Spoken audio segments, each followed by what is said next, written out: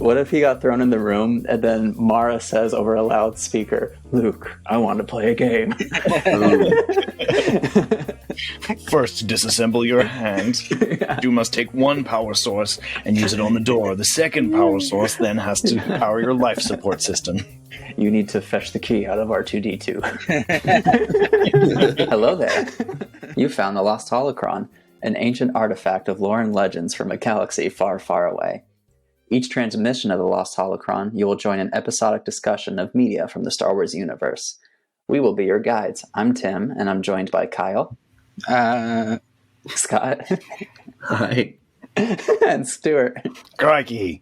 We will be covering the material up to and including Chapter 21 of Heir to the Empire. Scott, what has happened so far? Story so far. Luke Skywalker and Leia Organa Solo are evading Imperial capture as, unknown to them, Grand Admiral Thrawn has promised them to the Dark Jedi clone Joruus C'Baoth in exchange for his allegiance. While Chewbacca and Leia go to ground on Kashyyyk, Luke is captured by Talon Karrde in deep space, after being disarmed both physically and metaphysically. He awakens a week later to find himself still firmly in Karrde's grasp, while the smuggling lord deliberates his fate, and his lieutenant, Mara Jade, seethes over the pain Luke has seemingly caused her in her mysterious past. Meanwhile, Han Solo and Lando Calrissian find a point of contact with Karrde's organization, hoping to extend legitimate business relationships from the New Republic. Tipping Fynn Torve off to escape the entanglement with local authorities of a cargo seizure, Han and Lando broker a deal with Torve to get a face-to-face with Talon Karrde back at Karrde's base of operations. And, Kyle, what happened in Chapter 21? And I gotta zoom in because I can't read. I don't know how to read. I've been lying to you the whole time. Hasn't been reading a single chapter of this book. How do I?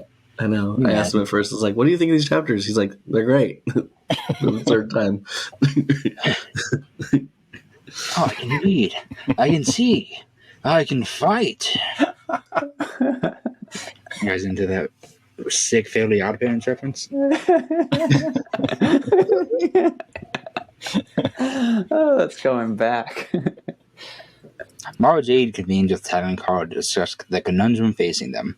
Han and Lando will be arriving, presently escorting an indebted Fynn Torve. Even though they hold Luke hostage, Karrde is unwilling to tip his hand without first determining Thrawn's specific interest in Skywalker, and thus his fair market value.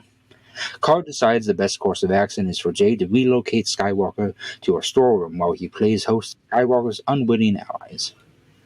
In the storeroom, Luke presumes that he has been left to his own devices in a sudden scramble. He makes contact with R2 in the next room of the storehouse, but underestimating Karrde's thoroughness, he finds no purchase on which to mount an escape. That is, until he realizes an advantage hiding right under his own prosthetic skin. Nice. Wow, I do read a lot better when I can see. Alright, well, first things first. I had to look up what the name of the Rancor trainer was. And I think it's Maliki. And I believe why Mara Jade hates Luke is because they killed their son. That Mara Jade was married to Luke and killed him. It's the only explanation. Even Karrde is like, what is your motivation in this story? We also want to know her motivation. He says that. It's in this chapter. Yes. He doesn't know what she's doing. And we don't know what she's doing either. And I feel like Timothy Zahn has reached across the void to feel Tim's frustration, and he's written a very specific "Fuck Tim" in this chapter by Mara Jade saying, "Well, he can just go on waiting for that reveal." Yeah. Damn you, Timothy Zahn. No, but we have gotten our first hint to why Mara Jade has some sort of beef with Luke, and it has something to do with Jabba's palace. Yeah. Because as they were walking to the new locker room that he's going into, he just got a weird vision of Jabba's palace. Yeah. Specifically the Rancor fight. Yeah. Yeah. And it was interesting how they went there because Mara recognized his outfit. Like, I guess it was like the black getup that he was wearing. I guess it was the same black getup that he was wearing. And she mentions, or she somehow she recognizes it and just seethes over it. She hates it because she recognizes it, and then he has the vision going back to Jabba's palace. It's like, are they connected somehow?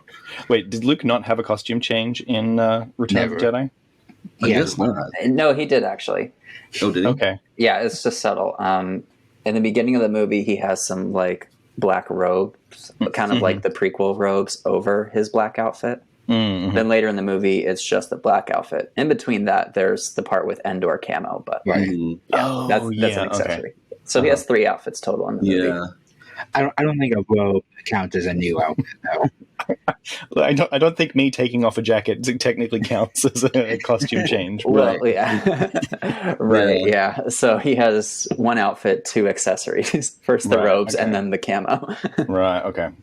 Well, then he's back in black when he's fighting Vader on the Death Star, though.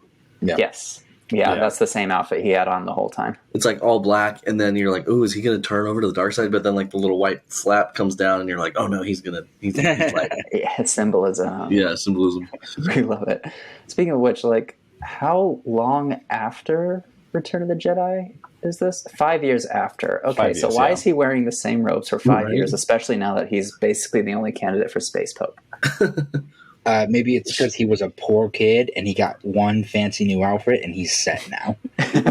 Maybe, I wear my favorite pants for like a week straight. Yeah, I mean, he could just be renewing that. That's his favorite getup, and so when it wears out, he just buys the same stuff again. You open up his closet and it's just an entire rack of this outfit on hangers. Yeah, so he can do that dramatic thing of like wearing black, and then as soon as you think he's gonna like go Super Saiyan and busted with rage, the little white flap flips down. It's like, no, I'm a Jedi like my father before me. That's when you know it's serious. Tosses away the lightsaber and runs in with his fists. You failed, Your Highness. Eat fist. Take my right hook. Yeah. Oh man, I can't remember what it's from, but there was a thing. It was some sort of knockoff of Harry Potter or something like that, and somebody was threatening somebody with magic, and he's just like, "Oh yeah, well I don't need magic to fight you. I'll just actually beat your ass." Oh, and there's a hilarious copy pasta that I like. That basically the thesis of it is Harry Potter should have used a gun. Yeah, and it goes through all the reasons he should have. Well, in the lore, in like old history of Star Wars, like legend stuff, the answer to defeating Jedi is a gun, because Mandalorians use slug throwers, which are just guns, because it's the lightsabers and it hits them. Yep. It's true, it works. So it is an upsetting fact, but just, somebody with a gun could take out a Jedi. Yep. Especially a shotgun. Oh, over. Oh yeah, definitely. Yeah. Another thing I'm wondering, so we keep referencing original trilogy events in it, and it starts to make me wonder, how much can we mine from that while still making it feel realistic to this character's history? Because it's been 5 years. Shouldn't they have had other adventures in that time span? I'm sure there's some that Timothy Zahn have written that we haven't read. Because we decided to start with Thrawn. This isn't the start of it. We don't know what we missed. No. Well, and even the book that I read, the Courtship of Princess Leia, I'm pretty sure that takes place before they got married. Yeah. And they're married at this. Yeah, they're married at this point because they're pregnant. So yeah, that book takes place before they ever hook up or whatever. So that one, I'm pretty sure takes place before this. Yeah, I think that's like a year before this, or maybe 2 years before this one. But, yeah, something like that. But yeah, I can't remember if from the summary they tie the knot in the end or not. But I can't remember either. But yeah, there are earlier adventures that they have, and yeah, I think. how often is too often to have a reference back to the original trilogy without referencing other adventures? I think that's the point, right? Yeah. Surely they've done more. That's what I'm wondering. Yeah. Right. Yeah. The answer is yes. We just haven't read them. And also, there's the question of like, yes, timeline-wise, Courts of Princess Leia takes place before this. Was that released before this trilogy, though? I don't believe so. No. So I don't. What counts? I'm always a little iffy whenever something comes out afterwards, and it's like, oh, well, this happened, though. Yeah. It's different. Yeah. Yeah. I guess the other thing as well is like, what is more formative? And the events of the original trilogy are, for these characters, not for like us in the real world, but like for those characters, that is probably a huge anchor point in their lives of like, this is when we first met. This is where we first blew up a giant space station. When we second blew up a giant space station, we defeated the last space pod. This is when I lost my hand. Yeah. Lost my hand. We Guy Fawkesed our way into, success, and now we don't know what to do with it. Right. That's fair. Yeah. I don't know if it was mentioned or not. Do you think they took away Luke's hand? Does that count as a weapon for him? Yeah. You think they would take off as much as possible of him, right? Wait, at what point? And when he's in prison right now. Oh, well, he still has his hand. Oh, he does that now. Yeah, He yeah. has both of his hands. I would take away anything that he had on him. Right. Is his prosthetic detachable, though? It has to be. You think so? Yeah. Imagine if it was, and he just sent his hand across the room with the Force. He lets it go for its own adventure. It gets a chapter in a book. Yeah. Oh, the hand POV. Yes. Right. You heard the fan theory that the thing is just his cut off hand, right? How do they link that together, though? I don't know. It But I just like drifted through space. I love it. The Yeah. same way they link that Willy Wonka is one of the Weasley brothers or whatever. What? There's a theory that one of the surviving Weasley brother is Willy Wonka. Oh. Mm-hmm. Wow. Okay, this next thing I'm about to say is not a joke. The original opening for The Force Awakens was Luke's disembodied hand holding the lightsaber floating through space and crash landing on a planet. Oh, Nice. okay. Yeah. Does it survive that re-entry? Probably not. It must have been like a no-atmosphere kind of asteroid or something like that, like Paul's Maybe Master that's or why they something. didn't do it. Yeah. Because they were like, oh, we can't show the hand burning up. Right. Yeah. I'm still wondering how Maz, whatever her name is, got his lightsaber. A good question for another time. Well, Yeah. actually, another thing is in one of the books, the newer books, the post-legend stuff, there's a opening scene where some hooded figures, potentially I want to say Templar Knights, but that's not it. Oh, the Knights of Ren? Yeah, the Knights of Ren. But potentially even Knights of Ren are selling Luke's lightsaber. Or, yeah. So someone does have it. Nice. Okay. Interesting. Yeah, well, the garbage collectors on on Yeah. Bespin would probably recognize maybe not the hand, but the lightsaber as a good relic to keep. Yeah. Yeah. The Ugnaughts. Ugnaughts would be like, oh, this is cool. Yeah. Look what I found. I could use this to power my my tools. My rifle. Yeah. My blaster rifle. In the newer comics, Luke did go back to Bespin to try to get his lightsaber back and ask the Ugnaughts about it. Oh, And they weren't able to get it because the Empire showed up and they kind of just had to get out of there. Of course. Because it was still like a hotbed, considering what had just happened there. But then they ended the issue with one Ugnaught finding it and being like, oh, and that was it. Yeah. So that's some info we have. Okay. But that's canon. Let's get back to Legends. Yeah. I don't talk about canon here. Well, I want to ask, like, is anything really happen in the Mara Jade and Talon Karrde section of this? I feel like that was a little bit. What did we learn? Just a lot of setting the pieces. We learned that Karrde sees his employees' debts as of the organization, and that seems a little bit I don't know. It seems very generous, but It does. Can also be a little irresponsible. yeah, it seems a little bit irresponsible, and it seems like Karrde uses that as like the we talked about the cult leader mindset, and I feel that's a way to right really hold on to people, and but we paid off your debts, remember? And, Jim Jonesy, yeah. We're like one big happy family here. Mm-hmm. Mainly just Mara being grumpy. Yeah, I thought it was a little interesting that Luke was still holding his, even while she's like screaming at him or whatever, and despite him not being connected to the Force, he still holds his Jedi like serenity and composure, and he just has that like you're not going to get under my skin type attitude. Even no matter how hard she's trying, but I don't know. Well, it is part of the training to like not just be one with the Force, but also like it changes your mindset when you go through.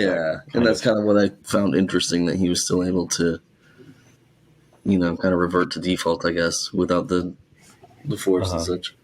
And the last time that we talked about Mara getting angry, but not being angry in the same way that Palpatine is angry, like it seems interesting that if she is some sort of like Inquisitor type character from this canon era, that she didn't get the memo still about like, even if you are angry, it doesn't have to be this kind of bubbling on the stove kind of anger. Hers is almost like a immature anger. I think he also just doesn't care. Like he's seen a lot larger threats. He faced Darth Vader and the Emperor. This is a Karen yelling at him. he's a military vet being yelled at by some woman he doesn't know.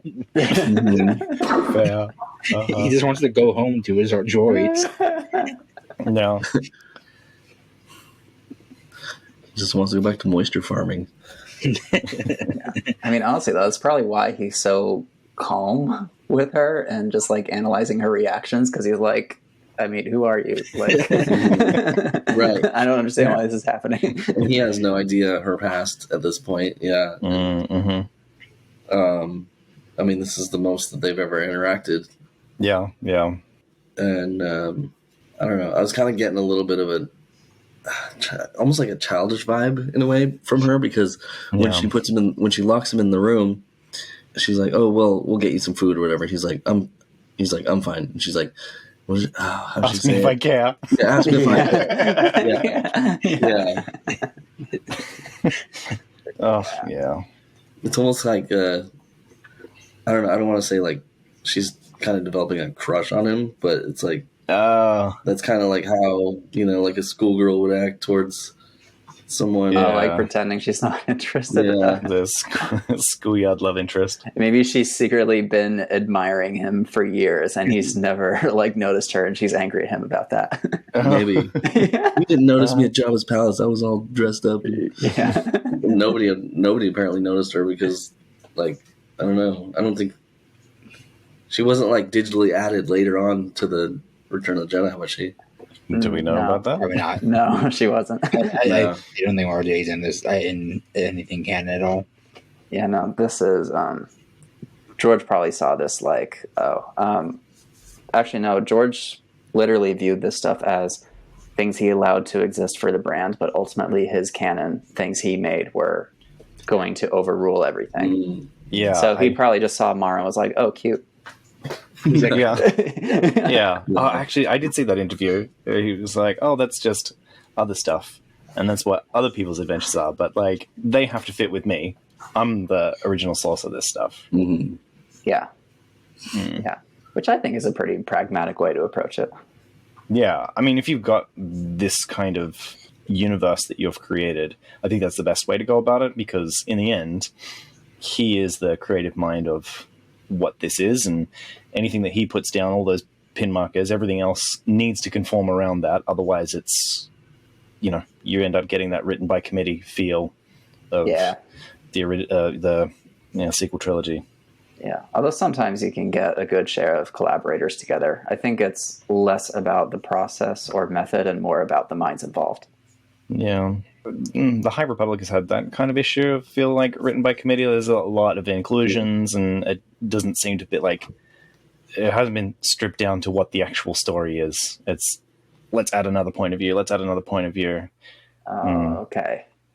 That sounds a little exhausting. Yeah. So of the novels that I have read up to, I can't remember, phase 2, phase 3, it's been, it's quite an exhausting read. Yeah. Was anybody else, once Luke got locked in there and he had to find a power source, was like, immediately said, you've got a robotic hand, right? No, I actually didn't think of it. Yeah, I totally didn't even think about it until it was like, his right hand, his prosthetic, his dual power source right hand. And I was like, oh, that's pretty cool. As soon as I figured that, I was like, oh, yeah. Maybe it's because I read the book before, but Yeah. Right. Also, I totally imagined the room just being full of like cardboard boxes with like bent corners. And then I was like, oh, wait, I'm reading Star Wars. Yeah. you got to imagine those plasteel containers from KOTOR or something. Mm-hmm. Yeah. I did think his MacGyvering was pretty fun, though. I thought that was pretty cool. Yeah. Pretty smart. I kind of thought, from his history working on like, I don't know, Tatooine or whatever, I thought he would kind of know a little bit more about how to hotwire something from like a small power source, but because he goes, hey, R2, what do you know about? I mean, prosthetics, I guess, could be a little bit different, but it seems like that's what I'm guessing is that he's done a lot with big machines, but not a lot with like small microelectronics. Because in the prequel trilogy, we get the impression that, and even in those like what are they called, the visual dictionaries, that Anakin it says that he works on his hand. Like many times, that he's always like fiddling with those small electronic things, but it seems that Luke is not as interested in that he's lost his own hand. He's not working on it, opening it up and whatnot, because it looks like exactly like a real hand, whereas Anakin's was just like the T-800 from Terminator. Yeah. Well, and also it does get repaired when his hand gets shot on the sail barge, but I guess he really wasn't involved in the repair work on that.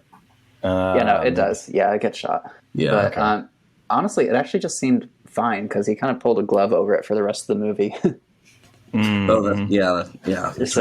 move after that. Yeah, when he was in the X-wing on the way to Dagobah, as he was talking to R2 or someone on the comms, he just like put a glove over that hand. So wait, did it get fixed between that? Not that we saw in the movie, but I could assume it did afterward.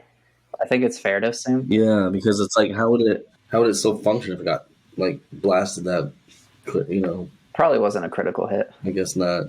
Yeah. It seemed like it was a pretty direct hit, though. Just a flesh wound. Yeah. Just a flesh wound. Yeah.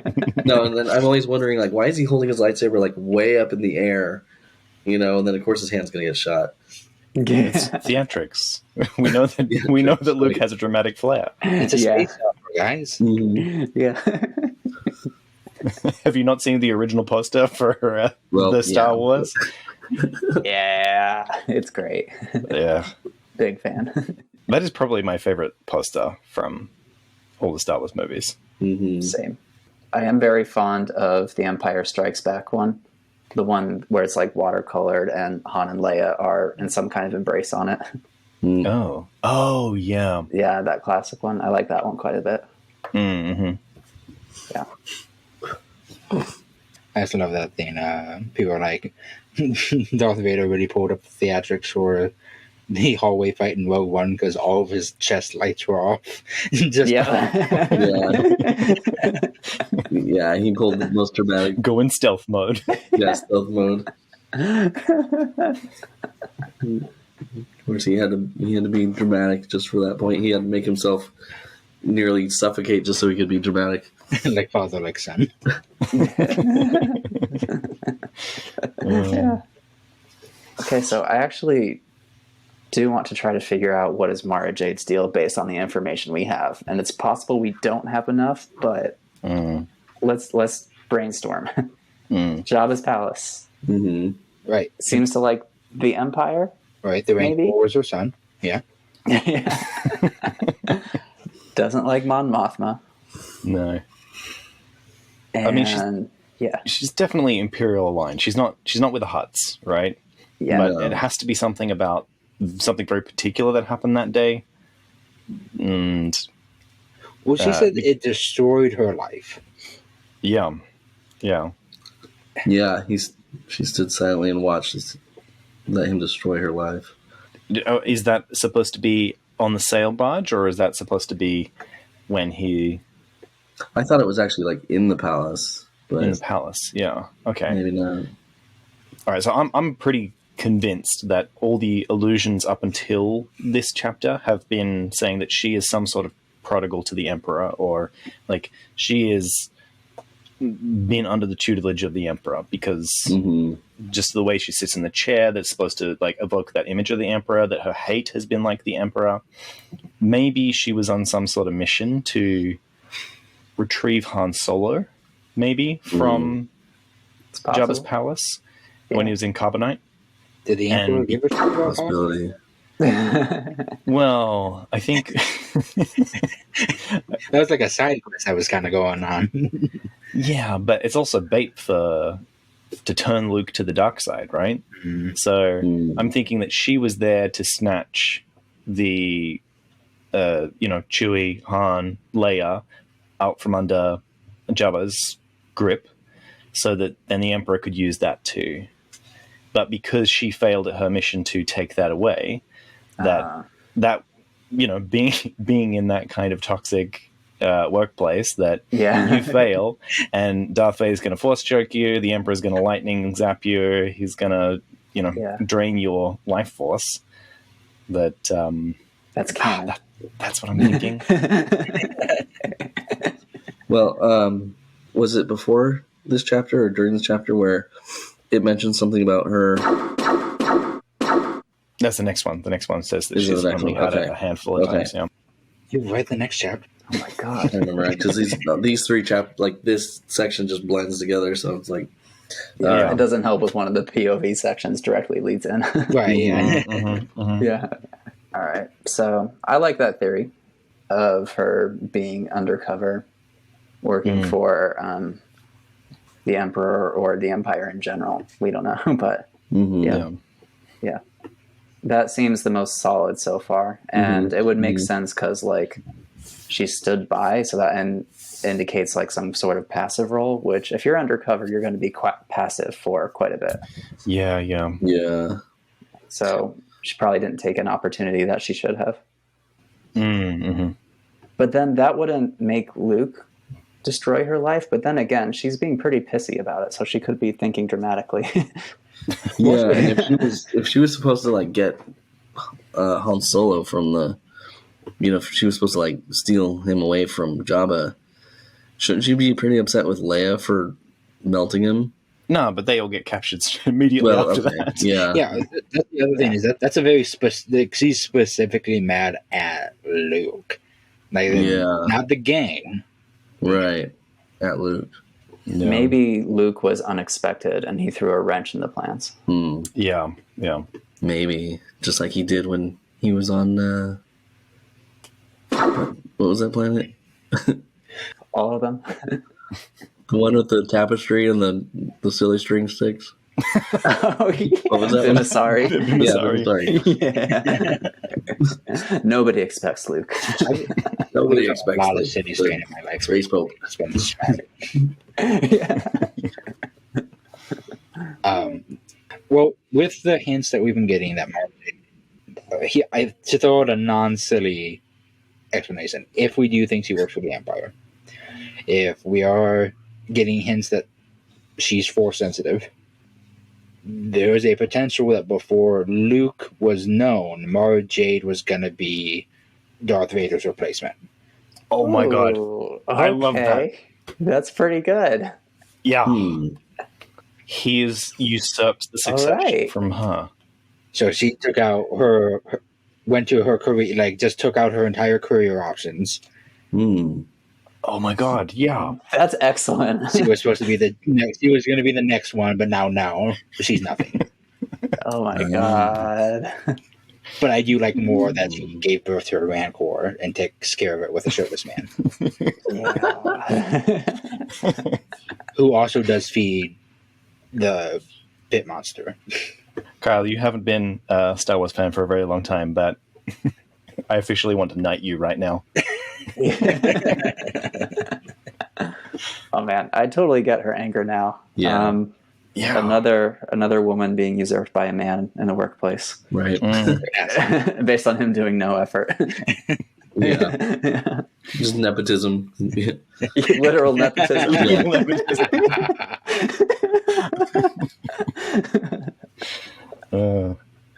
I don't know what that has to do specifically with it being in Jabba's palace. Well, I don't know. I think like that he's just shown her up or something for the Emperor to see Luke as the potential for the next apprentice. Yeah. So Palpatine's like, oh my god, did you see that flip he did off the diving board? That was sick. It was assumed he was dead at that point, right? Yeah.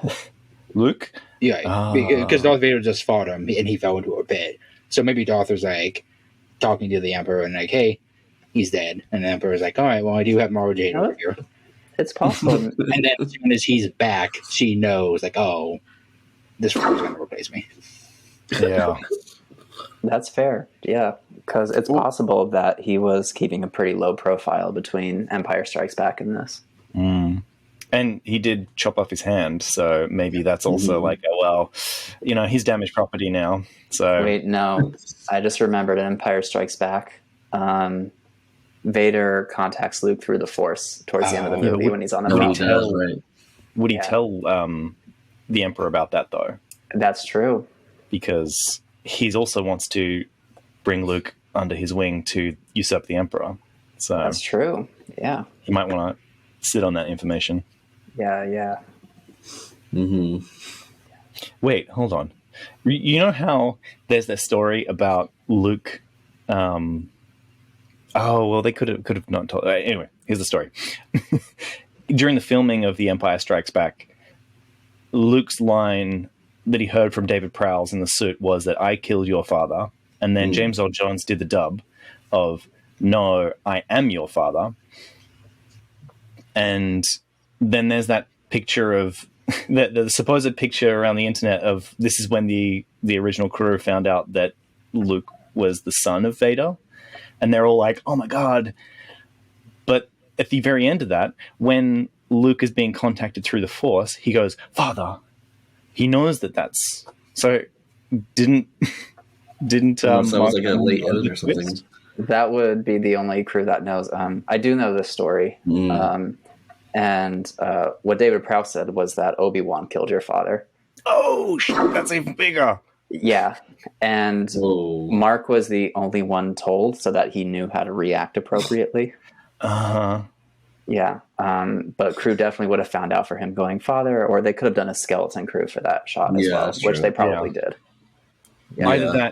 Either that or they would have assumed that Luke's father was coming back from the dead, just like a Force Ghost. True, yeah. They wouldn't even have to tell him that Vader was the one contacting him. Oh, that's true, yeah. Yeah, they don't know the context. I do know from having worked on a set, if practices are still the same, you're given sides each day, which are just the script pages you're working on. Mm-hmm. And the crew like to talk about what they're reading, as they're working. I had some guys on the show I worked on being like, oh yeah, I've been reading as we go through and it's pretty dark. I like this, things like that. So the crew probably could have been discussing it based on the sides they have. Mm. Yeah. George Lucas is there in the back room just writing out all these extra sides so nobody knows what's going on. Yeah. He's writing all the decoy cue cards. Yeah. It's all the unused material from the Star Wars Holiday Special. Oh my God. which is why that movie turned out so crazy. Speaking of which, this is completely random, but the other day I was thinking of the quality scale for Star Wars. And at one end we have Empire Strikes Back, and the other end, the Holiday Special. And I felt that was pretty accurate. Right. For the entire quality spectrum of Star Wars. From 0 to 10. Yeah. Any last thoughts on this chapter? I don't know. I feel like something else happened that I forgot about. I would love a scene where Luke disassembles his hand to the point that it's just like a mess of metal and sharp bits, then he just gets somebody in the neck and shanks his way out. Yeah. Uh-huh. I think it'd be funny if it was like snowballed from like we played off his forced ADHD or whatever, and he's like he goes to fix his hand and he's like, oh shit, now I need to go find a screwdriver, and then he like goes out to find a screwdriver and he's like, oh shit, now I gotta fix the drawer that the screwdriver's in, and then it's like What if he got thrown in the room and then Mara says over a loudspeaker, Luke, I want to play a game. First, disassemble your hand. Yeah. It was a duel. Or no, that's how he would get her, because she'd be like, you must like remove a limb or whatever, and he just like chops off his hand. He's like, gotcha. She's like, no. What do they call it? Dual power source something? yeah. First, you must take one power source and use it on the door. The second power source then has to power your life support system. You need to fetch the key out of R2-D2.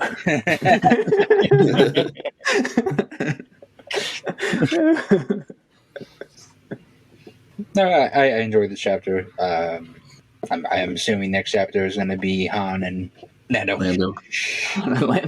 Yeah. Oh yeah, we're gonna have our swab off between Lando and Karrde. Yep. Wait, okay, before this ends, was this the chapter where when Karrde and Jade were talking, he's like, "Oh, you don't have to interact with them. You just have to have dinner with them. It's fine." Or was that the next chapter? I think that's the next one. It was this one. He said that yeah, she wants to be excused from the festivities, and he says that don't worry, you'll only be there to greet them and have dinner with them and something. I was like, what other things is she going to be missing out on? Yeah. Right. You're excused from the back massaging sessions we'll be having. But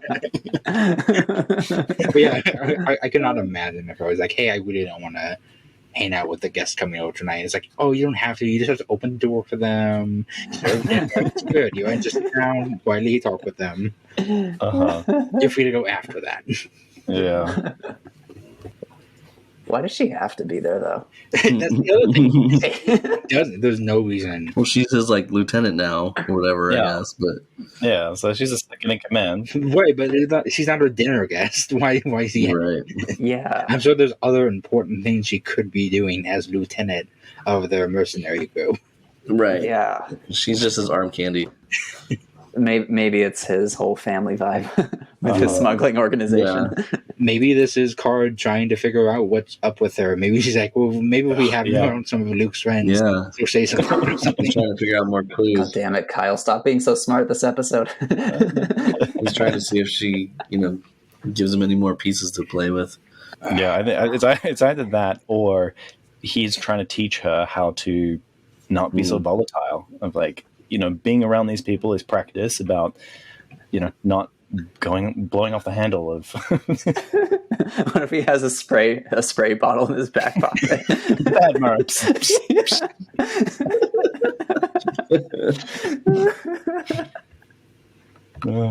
Off the table.